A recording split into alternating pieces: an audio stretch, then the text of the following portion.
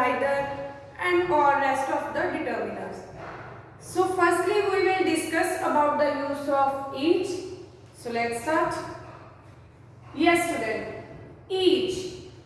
Firstly discuss about the meaning of each. In Punjabi you can say each means har ek.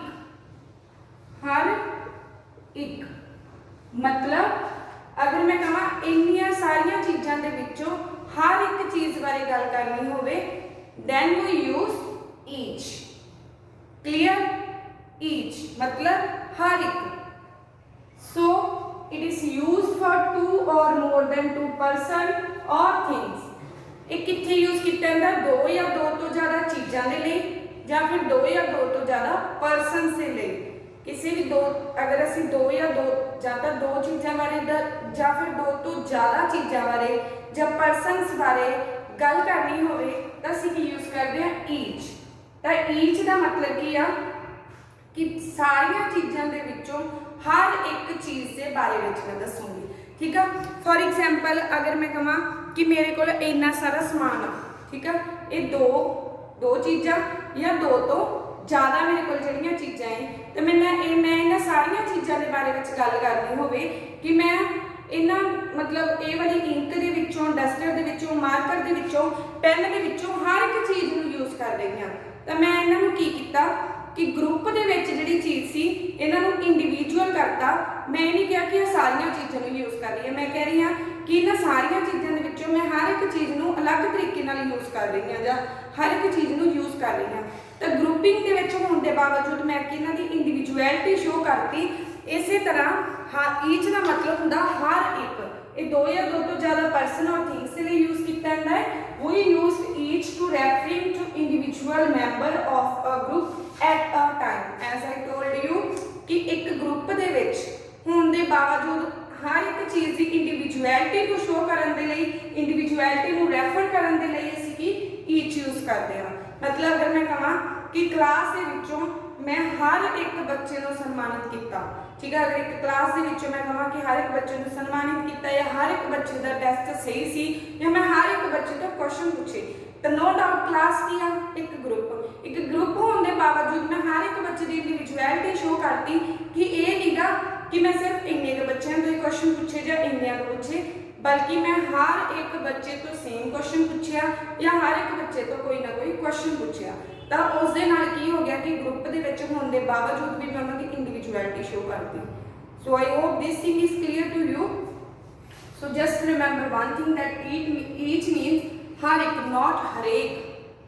Difference between her एक and हर एक you know. हर एक मतलब हर एक मतलब collectively. So here I am talked about हर एक. Group के होने भी मैं इंडिविजुअलिटी शो कर रही हाँ तो की यूज करूँ ईच. एग्जाम्पल नाल होर क्लीयर करते हैं. आई हेल्प हिम, मैं उसकी मदद की ऑन ईच ओकेशन. हर एक ओकेशन ते उनकी लाइफ के जेड़ा भी ओकेशन आया, जो भी कोई फंक्शन आया, ओकेशन आया, उस हर एक फंक्शन से मैं उनकी हेल्प की. देखो कि हुण की करता मैं ओकेशनस नूं इंडिविजुअल करता कि ये नहीं कि एक ओकेशन से की सी, बल्कि उनकी लाइफ में जिन्ने भी ओकेशन आया मैं हर एक ओकेशन से उनकी हेल्प की. सो ईच मीन्स हर एक. क्लीयर? ध्यान नाल समझ लेना राजे. ईच का मतलब है जरा हर एक. It's different from every. Every मतलब हरेक, बट ईच मतलब हर एक. Clear? So next discuss about the use of every. Yes, every. We use it to talk about collectively things more than individual. Here now every is different from each. Here every means harek, where each means harek, but every means harek. All जिन्हों आप कह देते हैं. ठीक है. तो इन्हों असी की यूज करते हैं जदों भी असी कलैक्टिवली थिंग्स की गल करनी है. इतनी इंडिविजुअलिटी शो हो रही सी, इतनी कलैक्टिविटी शो हो रही है मोर दैन इंडिविजुअल. इतने मैं किसी बारे इंडिविजुअल ही नहीं दसूँगी. फॉर एग्जाम्पल अगर मेरे को आ 3 चीज़ा है तो मैं इतने कहूँगी कि इन्होंने 3 चीज़ों मैं हर एक की डिफरेंट यूज कर रही हाँ. डस्टर को इस काम लिए यूज कर रही हाँ, पेन को इस काम लिए, मार्कर को इस काम लिए. तो मैं इंडिविजुअलिटी शो की है। इन्होंने एक ग्रुप में होने के बावजूद भी मैं कहा कि हर एक की वरतों डिफरेंट तरीके कर रही है, तो मैं हर रोज़ हर एक चीज़ की वरतों करती हाँ। तो ग्रुप के होने के बावजूद भी मैं इन्हों की इंडिविजुअलिटी शो करती। बट अगर मैं कहूँगी एवरी, तो मैं कहूँगी कि मैं सारिया की वरतों करती हाँ। तो मैं सारिया चीज़ें वरतदी इतने जिन्नियां भी चीज़ां पईयां मैं सारिया चीज़ों की वरतों करदी हाँ। तो उनके रजे की सी कि मैं इंडिविजुअलिटी नहीं शो की, मैं की दसदा कि जिन्नियां भी चीज़ां मैं हरेक चीज़ की वरतों करदी हाँ। ठीक है, एक उन्होंने इंडिविजुअल नहीं शो किया, एक ग्रुप के कलैक्टिवली थिंग्स के मैं उन्होंने ग्रुपिंग के ही शो करता। Clear, it is used for more than 2 things or person, it is also used for more than 2 things or person. ये भी 2 या 2 तो ज़्यादा चीज़ों में यूज होंगे है। बस की डिफरेंस आ, अगर मान लो कि एक क्लास आ तो मैं कहा कि क्लास का हर एक बच्चा सियाना है। डिफरेंट समझो रजे इस एग्जाम्पल की हेल्प नाल कि अगर तो मैं कहा कि मेरी क्लास में हर एक बच्चा सियाना है, तो मैं हुण हर एक बच्चे की इंडिविजुअली प्रेस हो रही है। मतलब हर बच्चा सोचूगा कि इतने मेरे बारे गल हो रही है, हर बच्चा आपका इंडिविजुअली उस चीज़ को लूगा। अगर मैं कहूँगी पूरी क्लास ही सियानी आ तो हो गया कि सारे आ गए उनके भी आ तो सारे गए हो तो फिर भी क्लास सी, बट उनके की सी कि इंडिविजुअली सबनों पता लग रहा सी कि मैं सियाना मैं हम इतने क्या भाई आप सारे ही सियाने आ, मैम ने आप सारे ही किया है। ठीक है, तो उत्थे सारे बन जाते अगर मैं एवरी कहूँगी। ठीक है, अगर मैं ईच कह रही हाँ तो वो इंडिविजुअल कि मेरे बारे गल हो रही, मेरे बारे गल, मतलब डिफरेंस इन्होंने थोड़ा ही है। इस डिफरेंस को समझियो कि मैं क्लास में आके कहा कि तुहाडी क्लास ना हर एक बच्चा ही बहुत सियाना है, तो हर बच्चा अपने आप में चाहे एक दूजे वाल देखूगा कि आप मैनू कह रहे हैं, वो कहूँगा मैनू कह रहे हैं, कि हर एक बच्चे में कहा जा रहा। अगर मैं कहा सारी क्लास ही सियानी हाँ तो तुम ओबवियसली उस चीज़ को लाओगे कि ठीक है मैम ने सारी क्लास में किया हुआ, अपनी सारी क्लास ही चंगी है सियानी है, यही है ना। तो यही डिफरेंस है बिटवीन ईच एंड एवरी। एक ही है ईच की है कि ग्रुप के होने वाली चीज़ों को भी कला कला दिखा दिता, एवरी की है इंडिविजुअली नहीं दिखाता बल्कि उन्होंने ग्रुप के ही दिखाता है। ठीक है, एग्जाम्पल देख लेंगे। Every boy in the class pass the examination, class का हर बच्चा एग्जामिनेशन पास कर गया। सो क्लास का हर एक बच्चा एग्जामिनेशन पास कर गया। क्लीयर, हाँ जी राजे।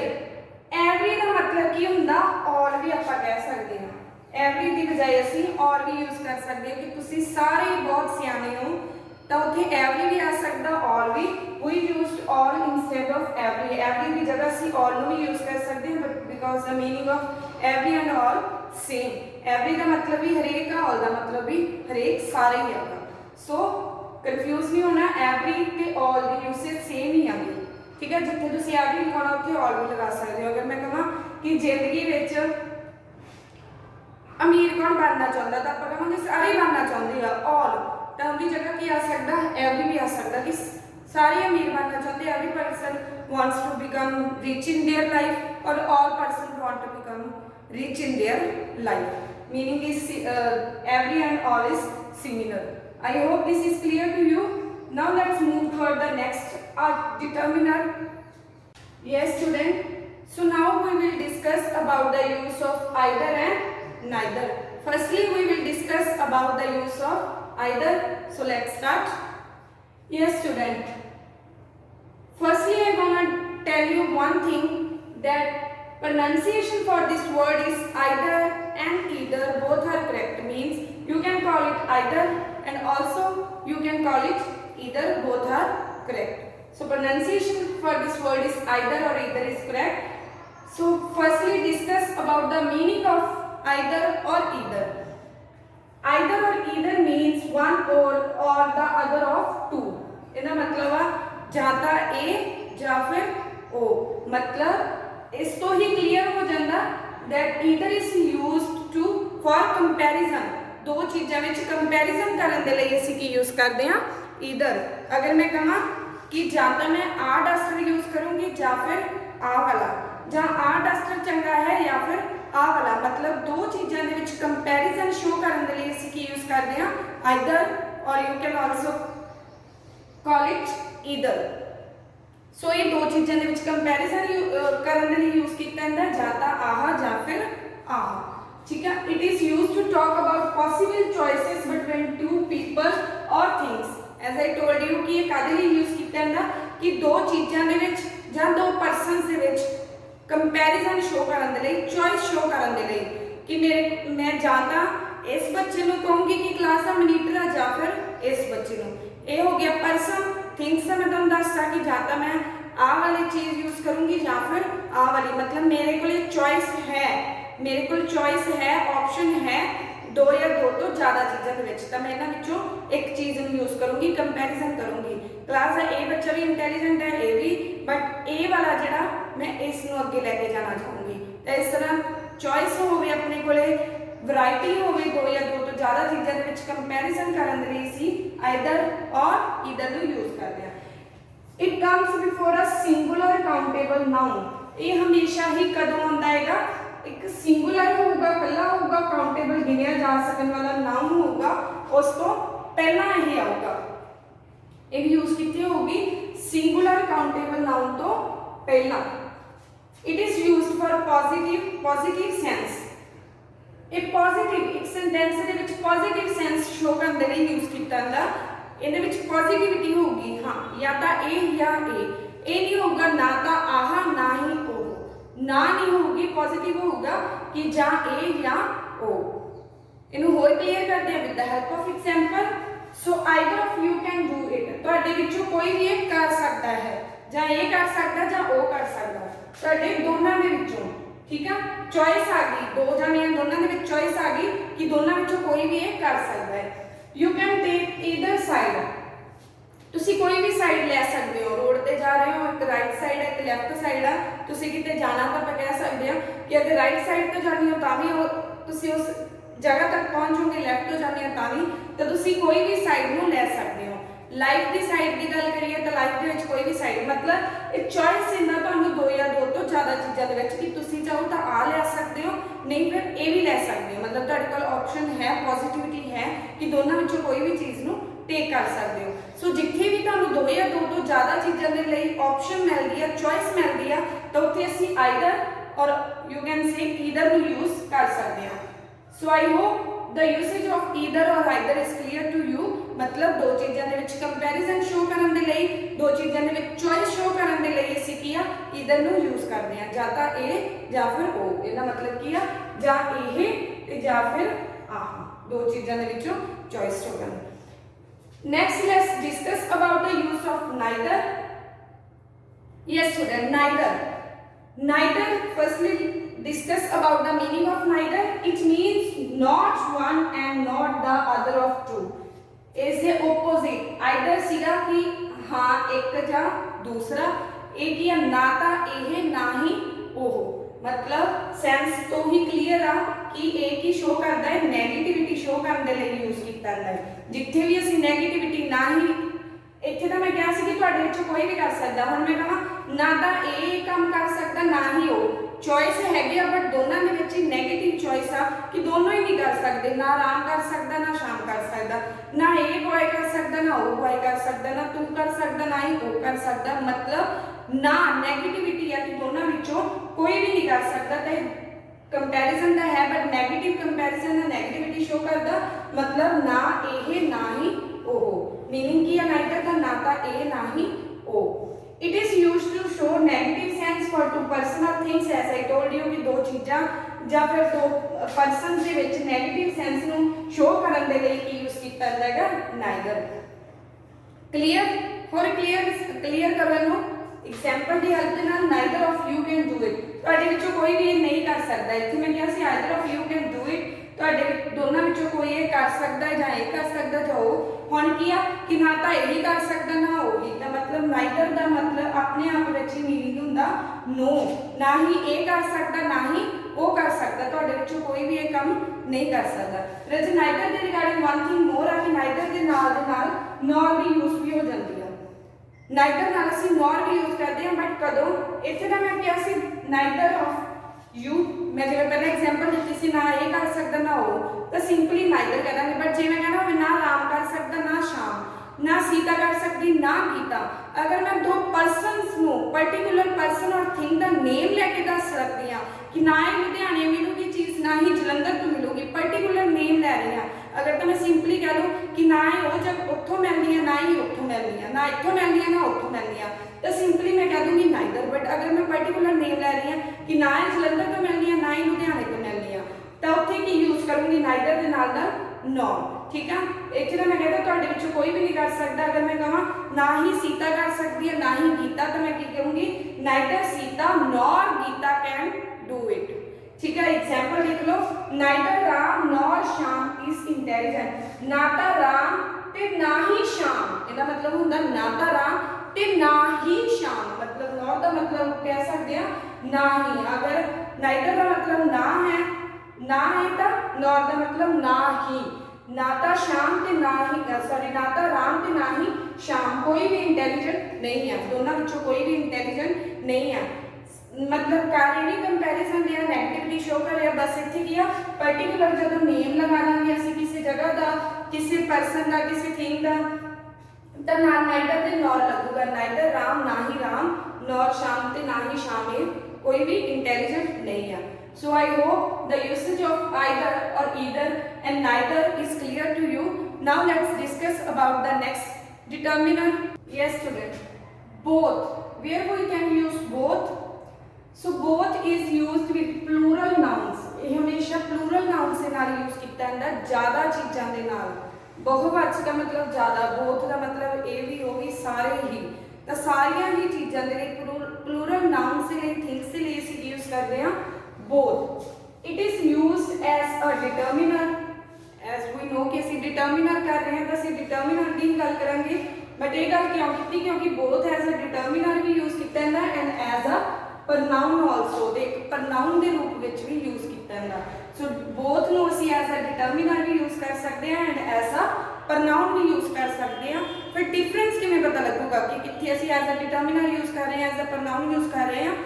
So just focus on this, but whenever we use it as a pronoun, but जदों भी असी both ਨੂੰ not as a determiner but as a pronoun use करते हैं, we apply of after both। असी both तो बाद of लगाने हैं, मतलब both of बन जाएगा। It means तुसी simply ये भी कह सकते हो कि both determiner है but both of किया pronoun, मतलब जितने भी both दे नाल of लग गया तो वो pronoun आ, अगर कल्ला both लगा तो वो किया डिटर्मिनर। एग्जाम्पल के नाल इन्हू होर क्लीयरली समझ लो, my both sisters, here sisters सी प्लूरल सी, असी की लगाता both. My both sisters live in Delhi, मेरियां दोनों ही भैणां दिल्ली विच रह रही हैं।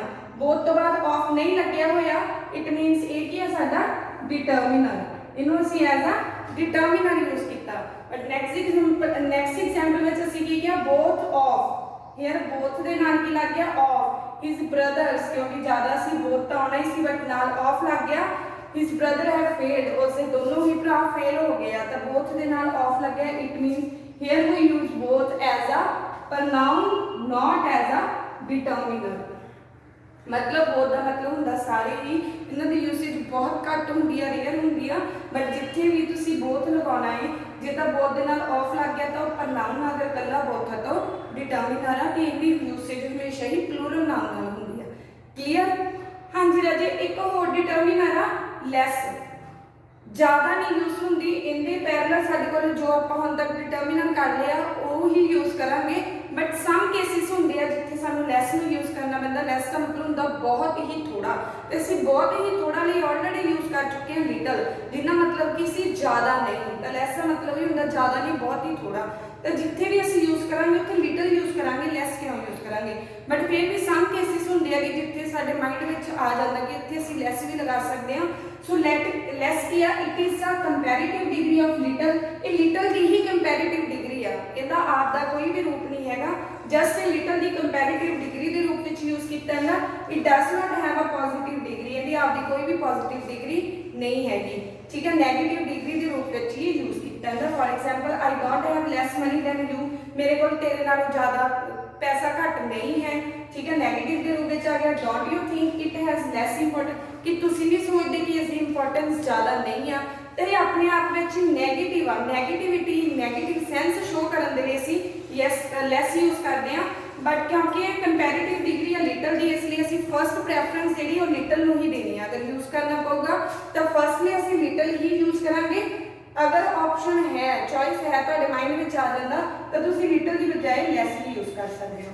ਸੋ ਇਹਦੇ ਨਾਲ ਹੀ ਰਾਜੇ ਆਪਣੇ ਜਿਹੜੇ ਸਾਰੇ ਡਿਟਰਮੀਨਰਸ ਆ ਉਹ ਓਵਰ ਹੋ ਜਾਂਦੇ ਆ। ਆਈ ਹੋਪ ਕਿ ਤੁਹਾਨੂੰ ਡਿਟਰਮੀਨਰ ਜਿਹੜਾ ਉਹ ਚੰਗੀ ਤਰ੍ਹਾਂ ਸਮਝ ਆ ਗਿਆ ਹੋਊਗਾ। ਹੁਣ ਕੋਈ ਵੀ ਬਲੈਂਕ ਦੇ ਦਿੱਤੀ ਜਾਵੇ ਡਿਟਰਮੀਨਰ ਦੀ, ਤੁਸੀਂ ਉਸ ਨੂੰ ਫਿਲ ਕਰ ਲਓਗੇ। ਸੋ ਕੋਈ ਵੀ ਪ੍ਰੋਬਲਮ ਆ ਤਾਂ ਤੁਸੀਂ ਮੇਰੇ ਤੋਂ ਪੁੱਛ ਸਕਦੇ ਹੋ। Thank you.